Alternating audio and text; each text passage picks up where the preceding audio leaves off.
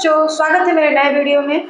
आज के इस वीडियो में हम लोग क्लास 12 फिजिक्स के लेसन नंबर 2 स्थिर विभव तथा धारिता के एक नए टॉपिक के बारे में पढ़ेंगे। तो चलिए स्टार्ट करते हैं। और आज का जो हमारा टॉपिक है वो है परावैद्युत। परावैद्युत किसे कहते हैं, ठीक है। तो परावैद्युत देख लीजिए, परावैद्युत वे पदार्थ होते हैं जिनमें कोई आवेश वाहक नहीं होता है।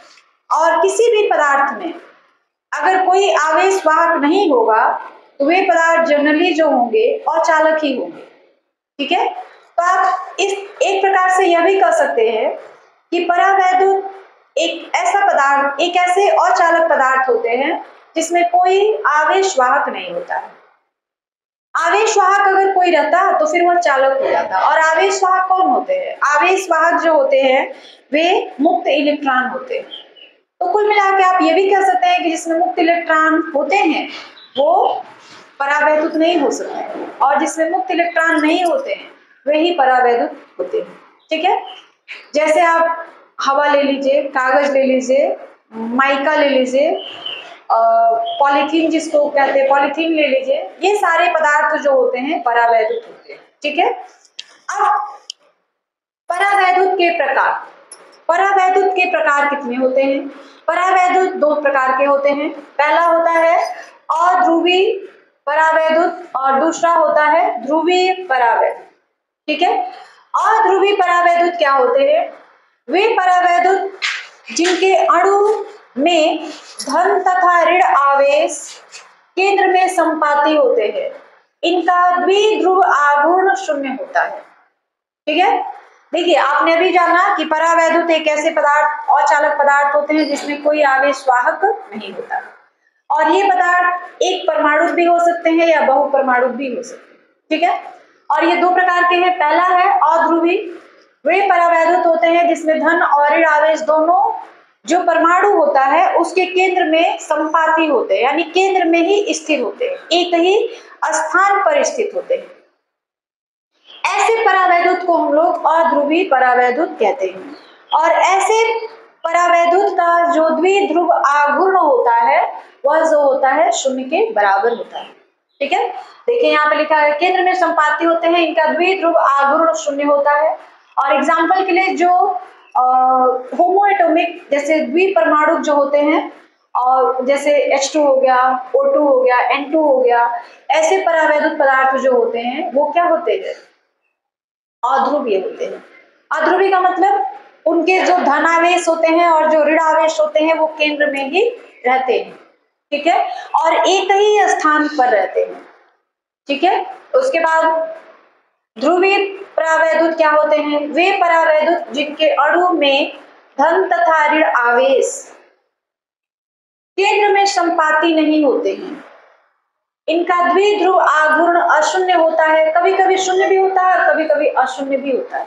ये निश्चित नहीं है कि शून्य मतलब शून्य नहीं होगा, कभी कभी शून्य हो भी सकता है। लेकिन इस केस में अध्रुवीय परावैद्युत में जो ध्रुवीय आघूर्ण होता है वो हमेशा ही शून्य होता है, ठीक है। जैसे हमने कुछ एग्जाम्पल लिख रखा है H2O, NH3, तो ये सारे जो होते हैं ध्रुवीय परावैद्युत कहलाते हैं। उसके बाद आता है परावैद्युत का ध्रुवण। ये जो टॉपिक है परावैद्युत का ध्रुवण, ये काफी इंपॉर्टेंट टॉपिक है एग्जाम के हिसाब से, ठीक है। ये कई बार पूछा भी गया है। परावैद्युत का ध्रुवण क्या होता है? यदि किसी परावैद्युत को बाह्य विद्युत क्षेत्र में रख दिया जाता है तो उसके भीतर नेट विद्युत द्विध्रुव आघूर्ण उत्पन्न हो जाता है। इस घटना को परावैद्युत का ध्रुवण कहते हैं, ठीक है। तो ये वाला टॉपिक आप अच्छे से पढ़िएगा कि परावैद्युत का ध्रुवण क्या होता है।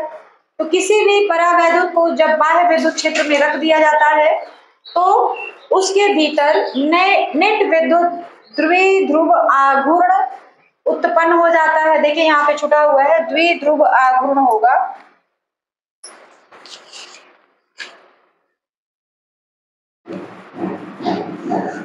द्विध्रुव आघूर्ण उत्पन्न हो जाता है। इस घटना को ही हम लोग परावैद्युत का ध्रुवण कहते हैं, ठीक है।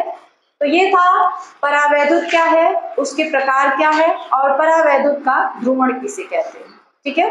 अब हम लोग एक नए टॉपिक के बारे में पढ़ेंगे और ये जो टॉपिक है काफी इंपॉर्टेंट है, एग्जाम में तो अक्सर पूछा जाता है, इसलिए बच्चों ये वाला टॉपिक जो है बड़े ही ध्यान से पढ़िएगा और कहीं भी कोई कंफ्यूजन हो, कोई दिक्कत हो तो कमेंट में पूछ सकते हैं, ठीक है। और जो सबसे इम्पोर्टेंट टॉपिक है वो है वैद्युत धारिता और संधारित्र। आपका जो चैप्टर नंबर 2 है वो पूरा इसी वैद्युत धारिता और संधारित्र पर घूमता है, ठीक है।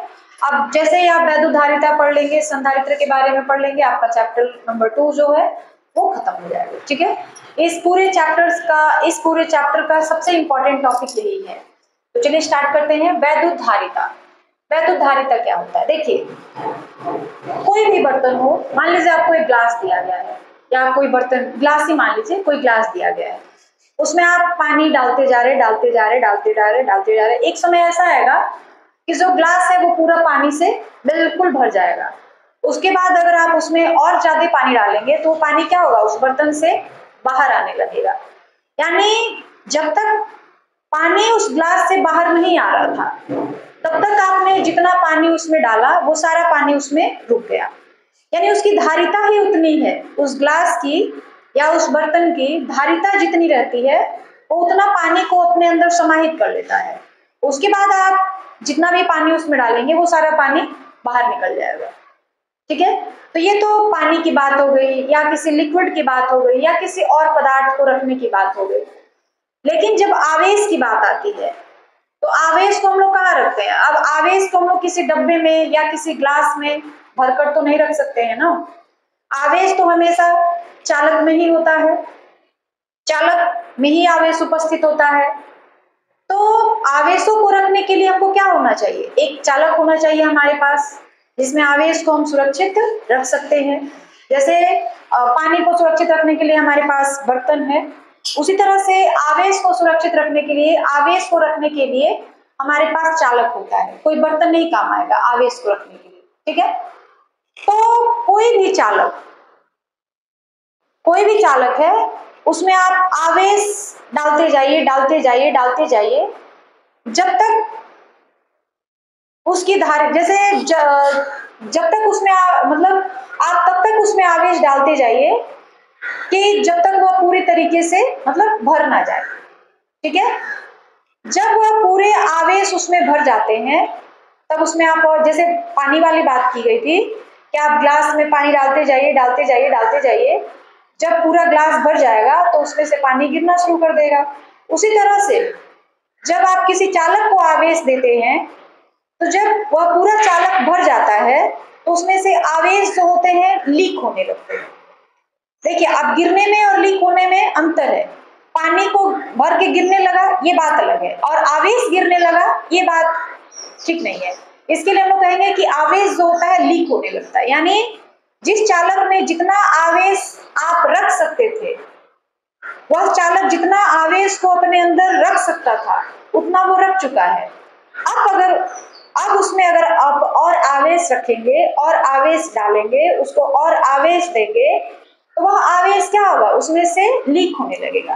क्योंकि जितनी उसकी क्षमता थी, उस चालक की जितनी क्षमता थी आवेश को ग्रहण करने की, आवेश को अपने अंदर रखने की, उतना वो रख चुका है।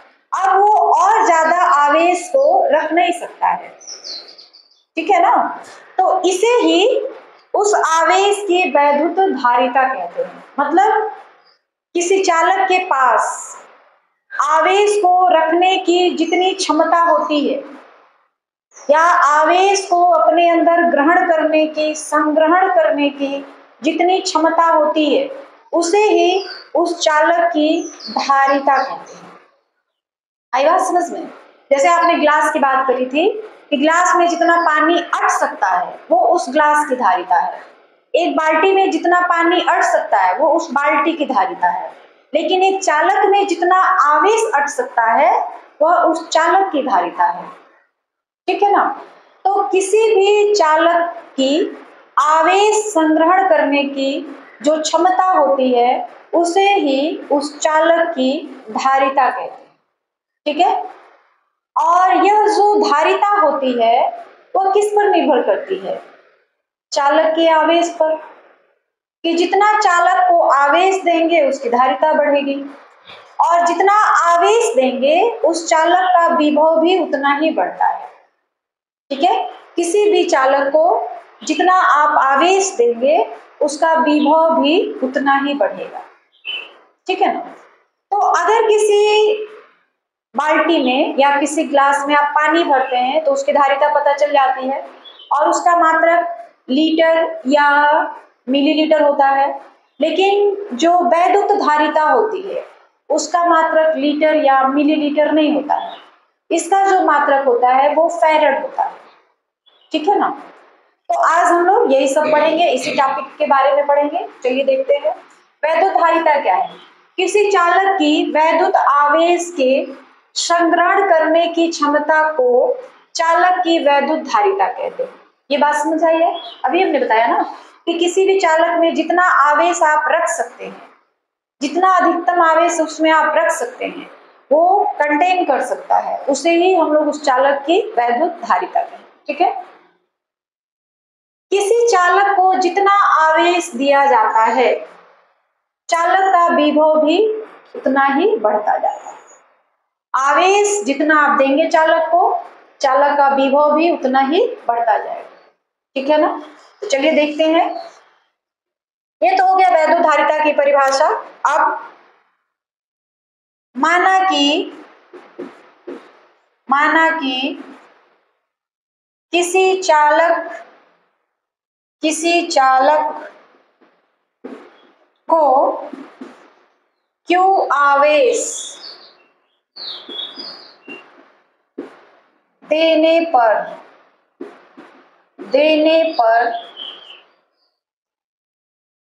उसके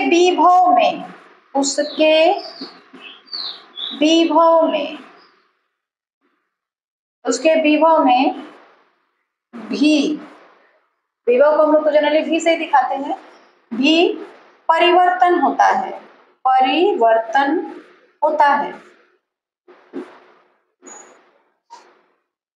तो परिवर्तन कैसा होता है कि जो आवेश होता है चालक का और जो चालक का विभव होता है वो दोनों एक दूसरे के समानुपाती होते हैं। क्यों समानुपाती होते हैं?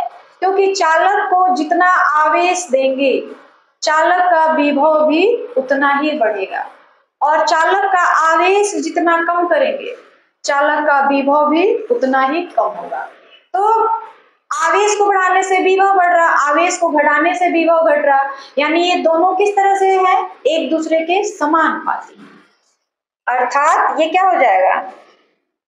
Q समानुपाती है V के। ठीक है। अब Q, जब भी हम लोग समानुपाती का चिन्ह हटाते हैं, इक्वल टू का चिन्ह लगाते हैं, जब कहीं भी, यहाँ नहीं कहीं भी, जब आप इस समानुपाती के चिन्ह को हटाएंगे ना तो आपको यहाँ पे एक नियतांक या कहा जाए एक स्थिरांक या इंग्लिश में कहे तो एक कांस्टेंट जोड़ना पड़ेगा। ठीक है।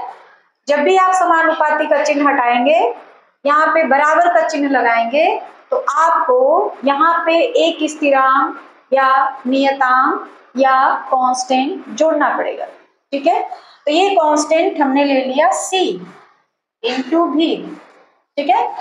और ये C क्या है? C जो है एक स्थिरांक है। यहाँ पे चाहे तो आप लिख सकते हैं, जहां C एक स्थिरांक है।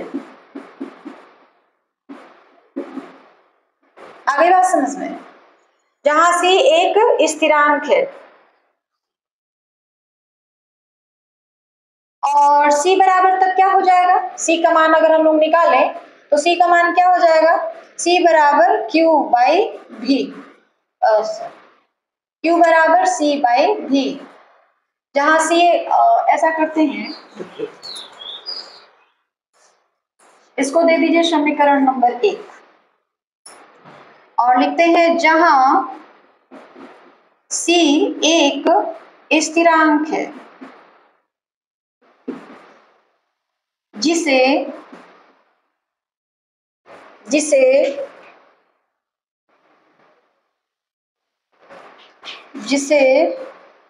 चालक की वैद्युत धारिता, वैद्युत धारिता कहते हैं। आई बात समझ में? जहां C एक स्थिरांक है जिसे चालक की वैद्युत धारिता कहते हैं। यह चालक की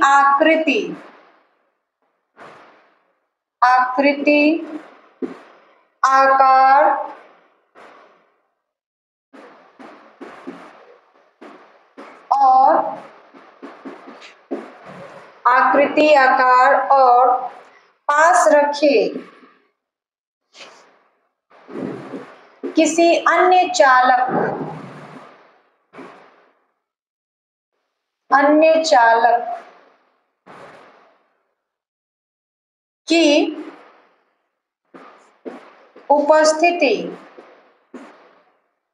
उपस्थिति पर निर्भर करता है।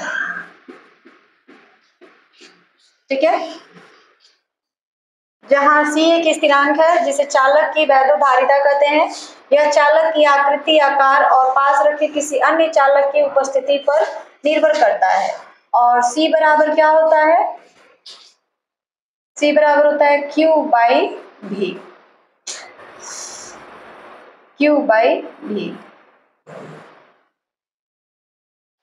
ये जो C है ना, यही जो होती है चालक की धारिता होती है।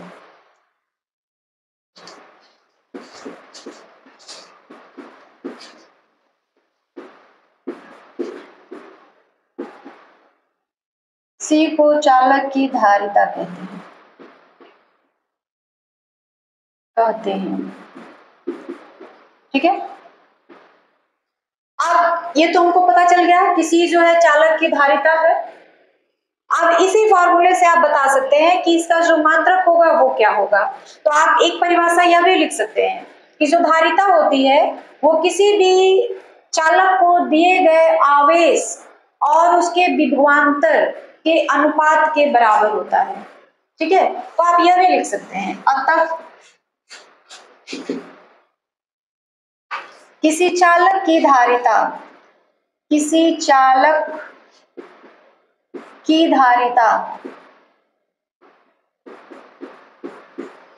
चालक को दिए गए आवेश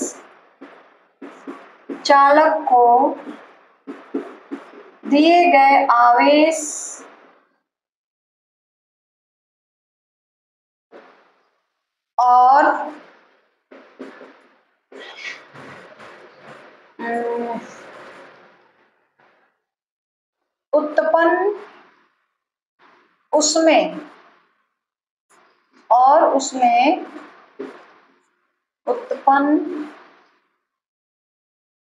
विभव के अनुपात के बराबर होता है।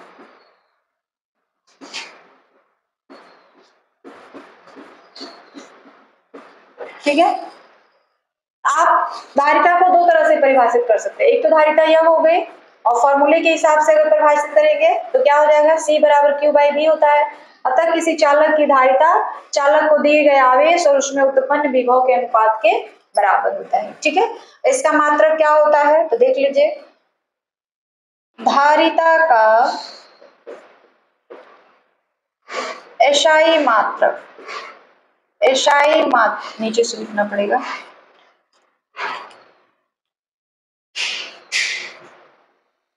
धारिता का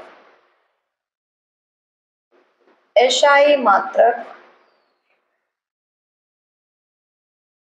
ठीक है। आवेश का मात्रक क्या होता है? कूलाम, और विभव का मात्रक क्या होता है? वोल्ट। तो आप लिख सकते हैं कि धारिता का एसआई मात्रक कूलाम प्रति वोल्ट होता है। धारिता का एसआई मात्रक कूलाम प्रति वोल्ट होता है।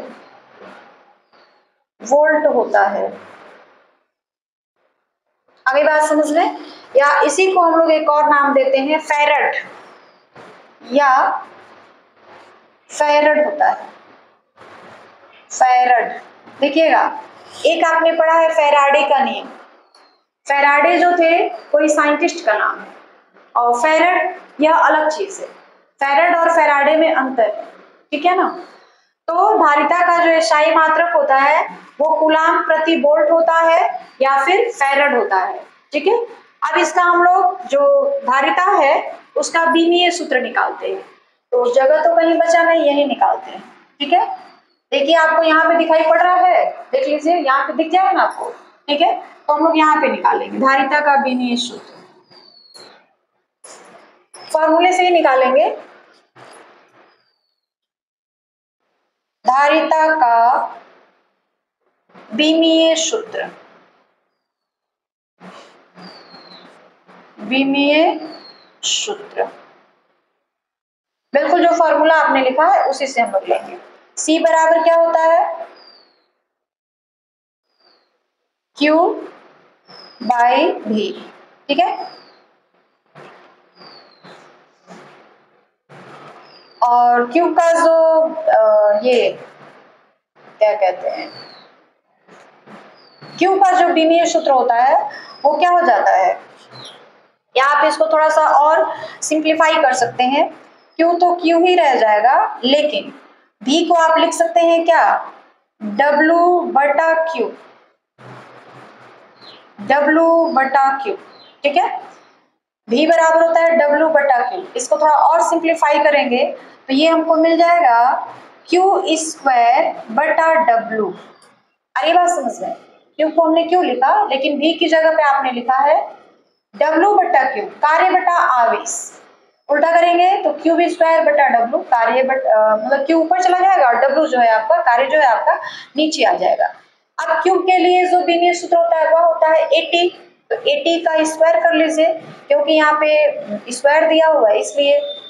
तो 80 का स्क्वायर और नीचे कार्य, कार्य के लिए आपके पास जो बीमीय फॉर्मूला मतलब बीमीय सूत्र जो होता है वो होता है ml के पावर 2 और t के पावर -2, ठीक है। देख लीजिए, पहले तो इसका हम लोग स्क्वायर कर देंगे और कार्य के लिए होता है, अगर आपको नहीं पता है, भूल गए हैं, तो आप क्लास 11 की बुक उठा के देख सकते हैं, उसमें बीमीय सूत्र दिया हुआ है।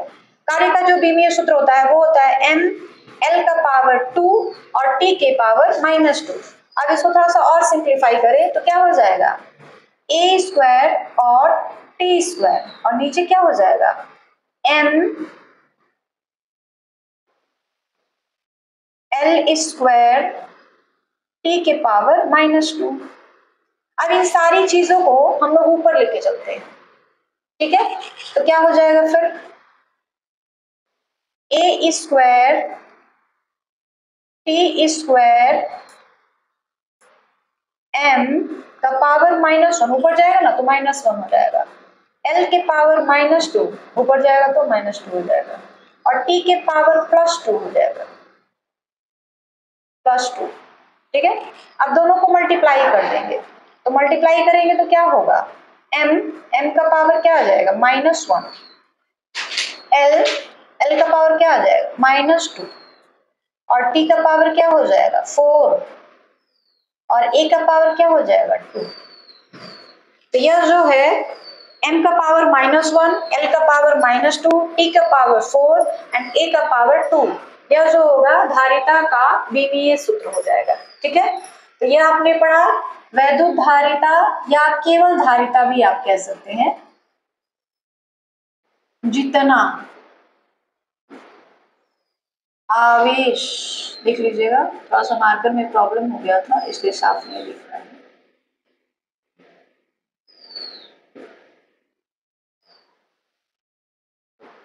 एक बार मैं पढ़ के आपको बता देती हूँ। देखिए, किसी चालक की वैद्युत आवेश के ग्रहण करने की क्षमता को चालक की वैद्युत धारिता कहते हैं। किसी चालक को जितना आवेश दिया जाता है तो चालक का विभव भी बढ़ता जाता है, ठीक है।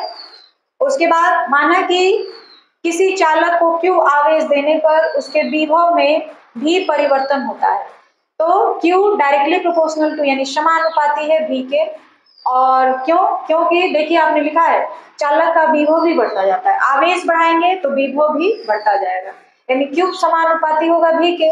जब समानुपाती का चिन्ह हटाएंगे तो यहाँ पे हमने एक स्थिरांक जोड़ दिया सी, इसी सी को हम लोग धारिता कहते हैं। ठीक है, जहाँ सी एक स्थिरांक है जिसे चालक की वैद्युत धारिता कहते हैं। यह चालक की आकृति, आकार और पास रखे किसी अन्य चालक की उपस्थिति पर निर्भर करता है। सी बराबर क्यू बटा भी होता है। सी को किसी चालक की धारिता कहते हैं। अतः किसी चालक, देखिए इस फॉर्मूले के हिसाब से, अतः किसी चालक की धारिता चालक को दिए गए आवेश और उसमें उत्पन्न विभव के अनुपात के बराबर होता है। उत्पन्न विभव कहिए, या आप ये भी कह सकते हैं कि विभव में परिवर्तन। ये लाइन ऊपर लिखी जा चुकी है इसलिए मैं इसको इरेज कर दिया। अतः किसी चालक की धारिता चालक को दिए गए आवेश और उसमें उत्पन्न विभव, या आप ये भी कह सकते हैं कि विभव में परिवर्तन के अनुपात के बराबर होता है। और धारिता का जो एसआई मात्रक होता है इस फॉर्मूले के हिसाब से कूलाम प्रति वोल्ट होता है, या इसको हम लोग फैरेड भी बोलते हैं। फिर यहाँ पे हमने लिखा है इसका धारिता का विमीय सूत्र। धारिता का विमीय सूत्र सी बराबर क्यू बटा भी, फॉर्मूला आपने निकाल लिया।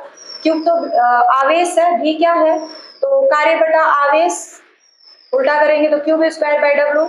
उसके बाद हमने सभी का जो विमीय सूत्र होता है वो रख दिया, और हमारे पास जो धारिता है सी है उसका विमीय सूत्र मिल गया। यहाँ पे सी लिख लीजिएगा। ठीक है,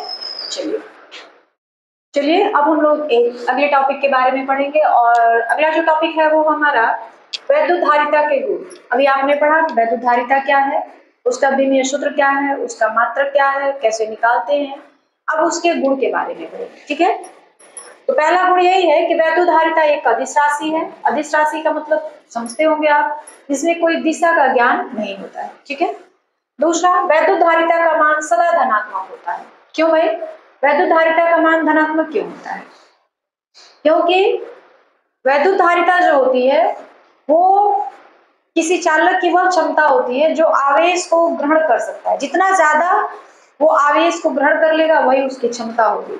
तो संग्रहण करने की क्षमता होती है, तो उसमें आप जितना आवेश डालते जाएंगे उसकी क्षमता जो होगी बढ़ती जाएगी, धारिता जो होगी बढ़ती जाएगी।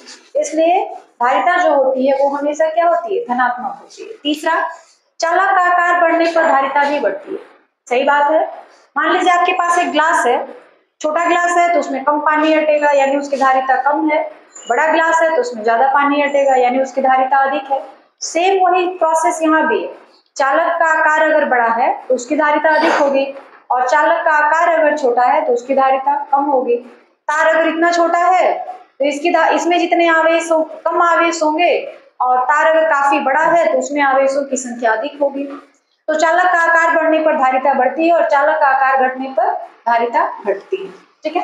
चौथा, चारों ओर के माध्यम का परावैद्युतांक बढ़ने पर धारिता बढ़ती जाती है।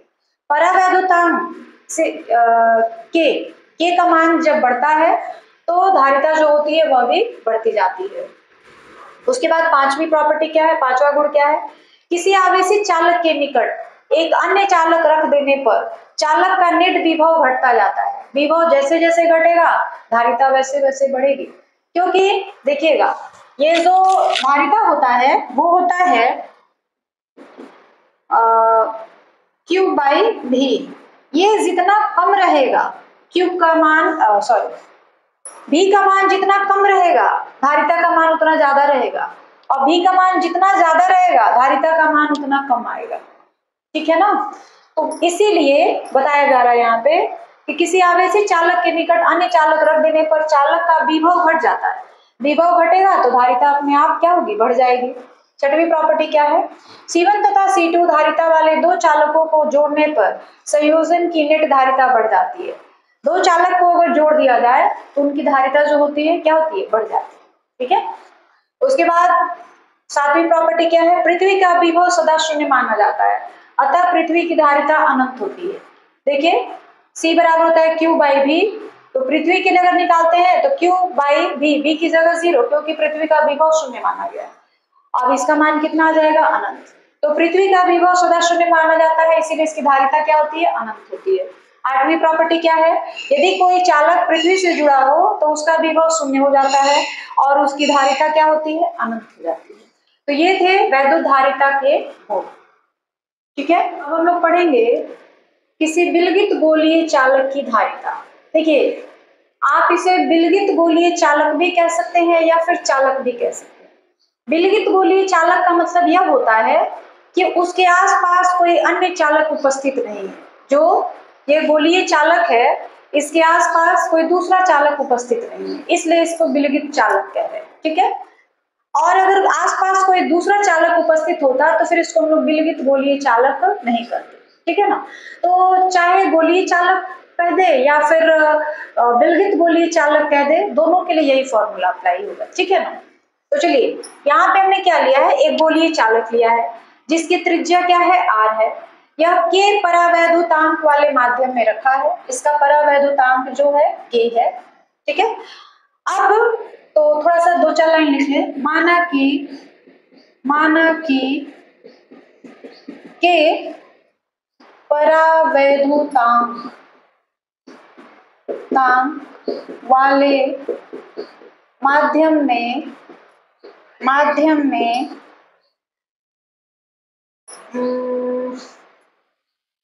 में r त्रिज्या का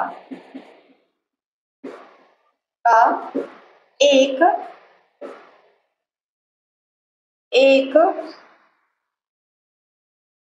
गोलीय चालक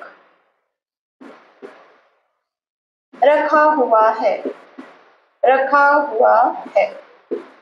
ठीक है, इसे Q आवेश देने पर, इसे Q प्लस Q आवेश देने पर यह देखिए, किसी भी आवेश को, किसी भी गोलीय चालक को अगर Q आवेश दिया जाता है तो वह आवेश जो है उसके बाहरी पृष्ठ पर एक समान रूप से फैल जाता है। ठीक है, उसके अंदर वाले पृष्ठ में प्रवेश नहीं करता है। कोई भी विलगित गोलीय चालक अगर है तो अगर उसको हम लोग Q आवेश देंगे तो वह उसके बाहरी पृष्ठ पर एक समान रूप से फैल जाएगा, अंदर वाले पृष्ठ में प्रवेश नहीं करेगा। ठीक है ना, तो गोलीय चालक रखा हुआ है, इसे Q आवेश देने पर आवेश बाहरी पृष्ठ पर एक समान रूप से वितरित हो जाता है। ऐसी स्थिति में चालक के पृष्ठ पर विभव, आपने पढ़ा होगा गोलीय चालक का विभव V बराबर 1/4 पाई एप्सिलॉन 0 Q/r होता है। ठीक है, विलगित गोलीय चालक है, मतलब इसके आसपास कोई भी दूसरा चालक नहीं है। ऐसी स्थिति में अगर इसको Q आवेश दिया जाता है तो वह इसके बाहरी पृष्ठ पर एक समान रूप से फैल जाता है, अंदर वाले पृष्ठ में प्रवेश नहीं करता है। गोले की त्रिज्या r है। ठीक है, तो V का मान क्या हो जाएगा, 1/4 पाई एप्सिलॉन 0 Q/r। और आपको इसका मान तो पता ही है, 1/4 पाई एप्सिलॉन 0 का मान क्या हो जाएगा। एक चीज और, K परावैद्युतांक माध्यम है तो यहाँ पे K भी आ जाएगा, माध्यम है, K परावैद्युतांक वाले माध्यम में रखा हुआ है, तो इसकी जो वैल्यू हो जाती है वो हो जाती है 9 × 10⁹ न्यूटन मीटर स्क्वायर प्रति कूलम्ब स्क्वायर। ठीक है, तो चलिए अब हम लोग आगे क्या करते हैं। अतः चालक की देखिए V का मान तो हमने निकाल लिया, अब हमको जो गोलीय चालक है उसकी धारिता निकालनी है, और धारिता का फॉर्मूला क्या होता है, धारिता का फॉर्मूला होता है Q/V। V का मान हमने निकाल लिया है। ठीक है, तो अतः चालक की धारिता क्या हो जाएगी, धारिता C बराबर Q/V। Q का मान तो Q रहेगा और V का मान ये पूरा V का मान रखा जाएगा यहाँ पे 1/4 पाई एप्सिलॉन 0 के इंटू क्यू बाई आर। जब हम लोग इसको थोड़ा सा और सिंप्लीफाई करेंगे तो ये पूरी चीज ऊपर चली जाएगी, यानी ये हो जाएगा क्यू बाई 1 इंटू ये पूरा जो इसका हर इसको कहते हैं ना, हर जो है पूरा ऊपर चला जाएगा। ये हो जाएगा 4 पाई एप्सिलॉन 0 के इंटू आर बाई में क्यू। ये क्यू और ये क्यू कट गया, क्या बचा आपके पास 4 पाई एप्सिलॉन 0 के इंटू आर, यानी सी का मान हमारे पास क्या आ गया, सी बराबर 4 पाई एप्सिलॉन 0 के इंटू आर। अगर यही हवा के लिए, हवा या निर्वात के लिए के की वैल्यू कितनी हो जाती है, के बराबर 1 हो जाता है, तो ऐसी स्थिति में सी बराबर क्या हो जाएगा, तब सी बराबर 4 पाई एप्सिलॉन 0 इंटू आर, के तब 1 रखा जाएगा। आई बात समझ में? तो ये है किसी विलगित गोलीय चालक की धारिता, उसके लिए फॉर्मूला। पहले आपने v का मान निकाल लिया और फिर c बराबर q बटा v होता है, v की जगह पे हमने ये सारा मान जो निकाला था वो रख दिया। इसको जब हम लोग उल्टा करेंगे तो इसका जो हर है वो ऊपर चला जाएगा, जो अंश है वो नीचे रह जाएगा, तो q और q कैंसिल हो जाएगा, ये बचेगा। ठीक है, c बराबर 4 pi epsilon 0 k into R. अगर हवा है माध्यम तो k का मान कितना हो जाता है, 1 हो जाता है। वैसी स्थिति में c का मान क्या हो जाएगा, 4 pi epsilon 0 into R. SI पद्धति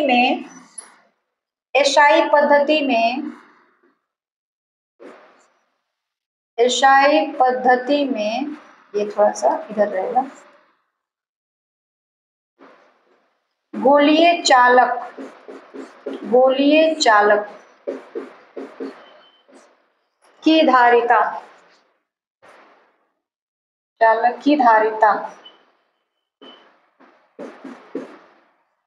का सूत्र C बराबर 4 पाई एप्सिलॉन 0 के इंटू आर, यही होता है। आगे बात समझ में? तो ये था हमारा किसी गोलीय चालक, किसी विलगित गोलीय चालक की धारिता का सूत्र। आगे बात समझ में?